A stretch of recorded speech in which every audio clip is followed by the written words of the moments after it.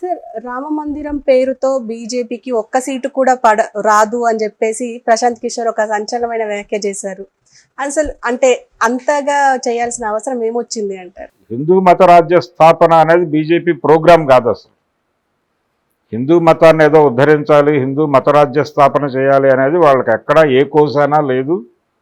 రాముడి మీద వాళ్ళకి భక్తి లేదు, ఏమీ లేదు. కాకపోతే రాముడు మనకు ఉపయోగపడతాడు అనిపించింది వాళ్ళకి, వాడుకున్నారు.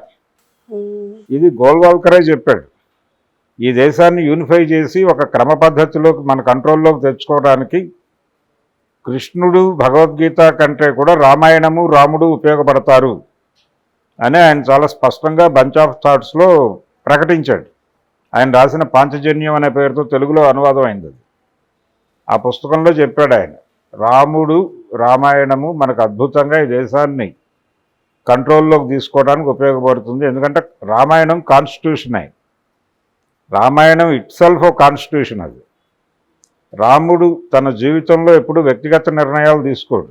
ఏ నిర్ణయం తీసుకోవాల్సి వచ్చినా అందరినీ కూర్చోబెట్టి ధర్మం ఏం చెప్పింది, ధర్మం ప్రకారం నేను ఇప్పుడు ఎలా నడుచుకోవాలి అని అడిగి ఎప్పటికప్పుడు, అంటే పొద్దున్నే లేచి ఈరోజు పొద్దున్నే ఏ కూర తినాలి అని అడిగే బాపతు. ఆ లెవెల్లో కాన్స్టిట్యూషన్ అంటే అంతగా ఒక సిస్టమ్కి అడాప్ట్ అవ్వటం. ఈ పద్ధతిని జనాలకు అలవాటు చేయడం కోసం రామాయణాన్ని రుద్దారు జనం మీద.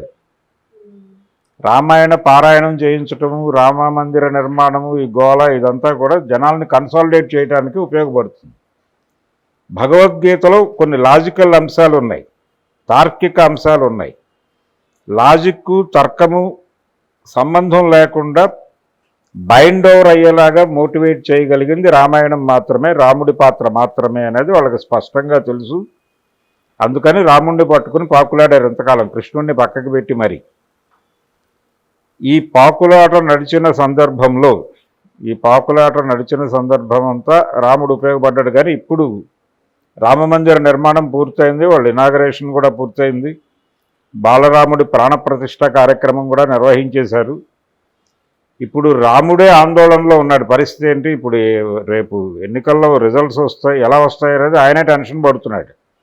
రిజల్ట్స్ ఒకవేళ బ్యాడ్గా వస్తే భారతీయ జనతా పార్టీ నాయకత్వం తన పట్ల ఎట్లా రియాక్ట్ అవుతుంది అనేటువంటి ఆందోళనలో రాముడు ఉన్నాడు. అందుకని అంటే పరిస్థితి, జనాలలో నిరుద్యోగం విపరీతంగా పెరిగిపోయింది ఈ మధ్యకాలంలో. అది ప్రశాంత్ కిషోర్ కూడా ప్రస్తావించాడు. కానీ అన్ని సెక్షన్స్లోనూ అసంతృప్తి ఉంది భారతీయ జనతా పార్టీ పాలన మీద. దానికి ఒక కారణం అంటే పై సెక్షన్స్లో వ్యాపార వర్గాలలో ఉన్నటువంటి అసంతృప్తి ఏమో వ్యాపారాలు మొత్తం వాళ్ళు హస్తగతం చేసేసుకున్నారు అనేది. జీవీకే లాంటి వాడిని బాంబే ఎయిర్పోర్ట్ మెయింటెనెన్స్ నుంచి ఓడపీకి గెంటేశారు, నువ్వు వెళ్ళి హైదరాబాద్లో ఉండు, నీ మాల్ చూసుకో అని. ఈ లెవెల్లో వాళ్ళ కన్సాలిడేషన్ జరిగింది. వ్యాపార పరంగా వాళ్ళు మొత్తం అన్నీ తమ చేతుల్లోకి తీసేసుకున్నారు. ఈవెన్ శంషాబాద్ ఎయిర్పోర్ట్కి చుట్టూ వాల్ నిర్మించేటువంటి కాంట్రాక్టు తెలుగు వాళ్లకు ఒక తెలుగు సంస్థకు ఉండేది, అది కూడా పీకేసి అదానీ గారు తీసేసుకున్నాడు, టేక్ ఓవర్ చేశాడు. ఈ అసహనం ఉంది పై సెక్షన్స్లో. ఇది ఒక తెలంగాణలోనూ ఆంధ్రప్రదేశ్లోనూ కాదు, అన్ని ప్రాంతాల్లోనూ ఇదే ఉంది. అందుకని యూపీలో కూడా ఈసారి బీజేపీ గెలిచే పరిస్థితి లేదు. అక్కడ కూడా గందరగోళంగా ఉంది. యోగి ఆదిత్యనాథ్ పొలిటికల్ కెరియర్ డైలమాలో ఉంది. ఈ పరిస్థితుల్లో వాళ్ళు గెలవటం అనేది అంత ఈజీ కాదు. అంటే ఇంకొక ప్రస్తావన చేశాడు అతను, ప్రశాంత్ కిషోర్, ప్రతిపక్షాలు కాదు ప్రజలే ఉన్నారు, ప్రజలే వద్దనుకుంటున్నారు అని. అంటే జనరల్గా ఎలా జరుగుతుందంటే ఒక బలమైన ఆల్టర్నేటివ్ని చూసిన తర్వాత, అంటే మన్మోహన్ సింగ్ కంటే కూడా మోడీ బెటర్ అనుకుని, బెటర్ ఆప్షన్ అని బలంగా నమ్మి అటువైపు టర్న్ అయ్యారు. యూపీఏ నుంచి ఎన్డీఏకి జనాలు టర్న్ అయింది అందుకు 2014లో. ఇప్పుడు పరిస్థితి ఏంటంటే బలమైన ఆల్టర్నేటివ్ లేదు కదా అనే ధైర్యంలో ఉన్నారు భారతీయ జనతా పార్టీ వారు. అంటే రాహుల్ గాంధీ స్ట్రైచర్కి మోడీ స్ట్రైచర్కి చాలా గ్యాప్ ఉంది. అలాగే కాంగ్రెస్ ప్రజెంట్ ఉన్నటువంటి కండిషన్కి, భారతీయ జనతా పార్టీ ప్రజెంట్ ఉన్నటువంటి కండిషన్కి చాలా గ్యాప్ ఉంది. ఫైనాన్షియల్గా కూడా కాంగ్రెస్ పార్టీ క్యాపబిలిటీస్ మీద వాళ్ళకి ఒక కాన్ఫిడెన్స్ ఉంది భారతీయ జనతా పార్టీకి. కారణం కాంగ్రెస్ పార్టీ ఆర్థిక మూలాలను దెబ్బకొట్టి వీళ్ళు చాలా బలపడ్డారు ఆర్థికంగా. నిజానికి ఆ మధ్యకాలంలో నోట్ల రద్దు చేసింది అందుకే. నోట్ల రద్దు చేయటం ద్వారా వాళ్ళు భారతీయ జనతా పార్టీకి బి కాంప్లెక్స్ ఇప్పించుకున్నారు. విపరీతంగా మనీ కన్సాలిడేట్ అయింది అక్కడ, డబ్బులు. ఒక 3-4 ఎన్నికలకి ఓట్లు కొనగల సమర్థత ఉంది వాళ్ళకి. ఇవన్నీ చేసుకున్నాం మనం అని అనుకుంటున్నారు, కానీ నిజానికి ప్రజలు వ్యతిరేకంగా ఉన్నారు అన్ని సెక్షన్స్. కింది సెక్షన్స్ ఏమో ఎక్కడా కూడా కూలీ రేట్లు పెరగలేదు, ఈ 10 ఏళ్లలో పడిపోయినాయి తప్ప పెరిగిన సందర్భం లేదు. నిరుద్యోగం పెరిగింది, ఉపాధి అవకాశాలు ప్రైవేట్ రంగంలో ఏవో ఉన్నాయి ఎక్కడో. అంటే మనిషి లిబరలైజ్డ్ ఎకానమీలో, మార్కెట్ ఎకానమీలో ఒక వెసులుబాటు ఏముంటుందంటే బతకదలుచుకున్న వాడికి ఏదో ఒక పని అయితే దొరుకుతుంది, కానీ అది వాడు తృప్తి పడే పనో లేకపోతే వాడి జీవితాన్ని నిలబెట్టే పనో కాదు. ప్రతిరోజు ఏదో ఒక పని దొరుకుతుంది, ఆ పని మీద వాడు తిని బతకాలి, రేపొద్దున ఓటేయాలి. ఇది కార్యక్రమం. ముళ్ళపూడి వెంకటరమణ గారు చెప్పినట్టు మీ నల్లదొరలకు ఓట్లు వేయాలంటే కనీసం వాళ్ళ ఒంట్లో ఆ పోలింగ్ బూత్కి వచ్చేదాకా అయినా కొంచెం కండ ఊపిరి ఉండాలి కదా, వాళ్ళకి భోజనం అందించండి అంటాడు ఆయన.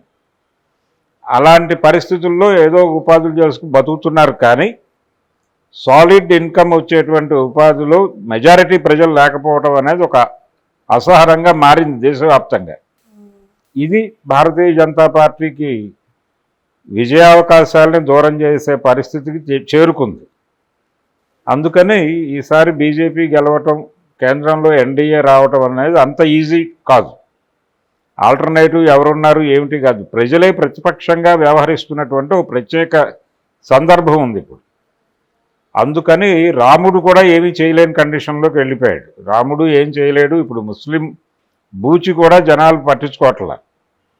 చైనా వాళ్ళు రేపు వచ్చి భారతదేశాన్ని ఆక్రమించేస్తారు, కాంగ్రెస్ పార్టీని గెలిపిస్తే, భారతీయ జనతా పార్టీని గెలిపిస్తే మోడీ గారు బార్డర్లు అన్నీ పడుకుని వాళ్ళని ఆపుతాడు అని చెప్పినా జనాలు నమ్మే పరిస్థితుల్లో లేరు. పాకిస్తాన్, మీరు బీజేపీని ఓడిస్తే పాకిస్తాన్ ఈ దేశాన్ని కబ్జా చేసేస్తుంది, ఇప్పటికే ఈ దేశంలో ముస్లిం జనాభా పెరిగిపోయింది, ఇవన్నీ ఎన్ని మాట్లాడినా జనం వినే మూడ్లో లేరు. వాళ్ళు చాలా స్పష్టంగా ఈ ప్రభుత్వం మాకు వద్దు అని అనుకుంటున్న సందర్భం ఇది. అందుకని చాలామంది ప్రెడిక్షన్ చెప్పేవాళ్ళు ఈసారి అనుమానాస్పదమే అంటున్నారు. కాకపోతే ఒక మార్జిన్ ఏమిటంటే వాళ్ళు తక్కుటమార గజకర్ణ గోకర్ణ విద్యలన్నీ ప్రదర్శించి చాలామందిని కలుపుకుని ఒక సంకీర్ణ ప్రభుత్వాన్ని అయినా ఏర్పాటు చేస్తారు తప్ప అంత ఈజీగా వదిలిపెట్టరు. అంటే చంద్రబాబు నాయుడు గారు జగన్ ఎదురించడానికి కూటమి కట్టాడు అన్ని పార్టీలతో, ఏ పార్టీని వదిలిపెట్టలేదు. ఇలాంటి గేమే ఎన్నికల తర్వాత భారతీయ జనతా పార్టీ ఆడబోతోంది. ఆడి తద్వారా ప్రభుత్వాన్ని ఏర్పాటు చేస్తుంది అనే ఆర్గ్యుమెంట్ చేస్తున్న వాళ్ళు ఉన్నారు తప్ప కాన్ఫిడెంట్గా తనకి సొంత బలంతో అధికారంలోకి వస్తుందని ఎవరూ చెప్పలేని పరిస్థితుంది. భారతీయ జనతా పార్టీ మోచేతి నీళ్లు తాగుతున్నటువంటి ఛానళ్ళు కూడా ఆ మాట ధైర్యంగా చెప్పలేని పరిస్థితుల్లోకి వెళ్ళిపోయినాయి. ఇది కండిషన్. అందుకని ఇది ఆల్రెడీ ప్రపంచానికి తెలిసిన విషయమే. ఇది చాలా కాలంగా చర్చ జరుగుతోంది ఈ దేశ మేధోవర్గంలో. దీని మీద విపరీతమైన డిబేట్ జరుగుతోంది. ఇప్పుడు కొత్తగా ప్రశాంత్ కిషోర్ గారు రంగప్రవేశం చేసి మాట్లాడాడు. ఆయన ఏపీలో ఒక స్టాండు, ఢిల్లీలో ఒక స్టాండు మాట్లాడుతున్నాడు. ఏపీలో ఆయన కూటమి గెలుస్తుందని చెప్తున్నాడు. కూటమిలో భారతీయ జనతా పార్టీ కూడా ఉంది. మరి ఇక్కడ బీజేపీకి పాజిటివ్గాను అక్కడ నెగిటివ్గాను, తమిళనాడులో ఇంకోలాగాను మాట్లాడుతున్నాడు ఆయన. అంటే ఆయనకు కూడా రాజకీయ నిలకడతనం కనిపించటం లేదు, చాలా అవకాశవాదిగా వ్యవహరిస్తున్నాడు అనేది ఆయన వ్యవహార శైలి చూస్తే అర్థమవుతుంది. కానీ ఆయన చెప్పిన మాటల్లో కొన్ని వాస్తవాలు ఉన్నాయి. భారతీయ జనతా పార్టీ పట్ల ప్రజలు విముఖంగా ఉన్న మాట వరకు వాస్తవం. రాముడు ఈసారి ఏమీ చేయలేకపోవడం కూడా వాస్తవమే. రాముడు చేతులెత్తేశాడు.